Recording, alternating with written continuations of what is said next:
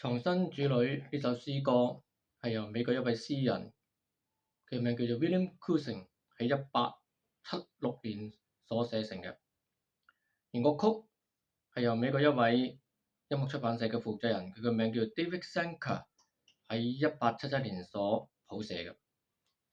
詩歌主要係描述作者 Cousin 佢一生嘅艱苦歲月，同埋喺期間佢點樣去信靠神。當佢妻子死咗冇幾耐之後，跟住佢聲帶就失去咗功效，以致到佢唔能夠講嘢。於是佢將餘下一生奉獻俾神，嚟到去做呢個詩歌嘅創作。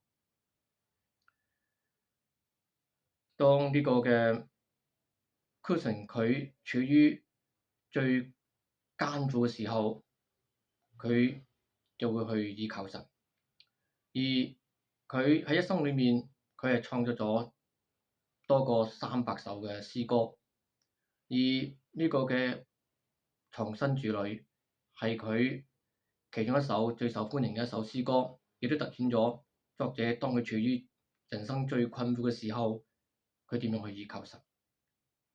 詩歌主要分開3個部分，第一就係作者佢強調，當我哋人生處於最困難嘅時候，神就係我哋嘅避難所。第二，作者承認我哋有需要去尋求神嗰個嘅庇護，尤其是當我哋處於試探同埋憂傷嘅時候。第三，作者堅信神就係佢唯一最終嘅避難所。的確，神就係我哋嘅萬古磐石，係我哋嘅避難所。喺裏面我哋會揾到平安、力量同埋救恩。希望你喜歡呢首詩歌，神祝福大家。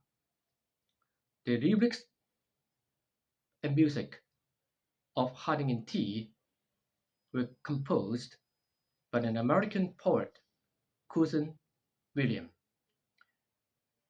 and David Senker, a musical publisher, in 1876 and 1877, respectively. The hymn originated from Cousin's hard times and his trust in God as a refuge. Soon after losing his wife, Cousin lost his voice as a result of a paralysis of the vocal cord.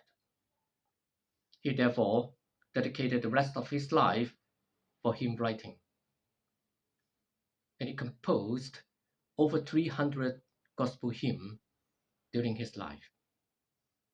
And Hiding in Tea stood out the believer's confidence in God in times of distress, grief, and temptation. The hymn is divided into 3 verses. The first emphasizes God's refuge in the storm of life. The second acknowledges the need for a secure and constant refuge in time of grief and temptation.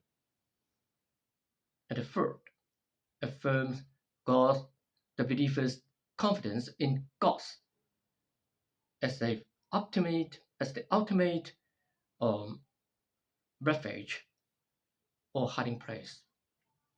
Indeed, God is the rock of ages, our hiding place, in which we can find security, strength, and salvation. I hope you like the hymn. God bless you all.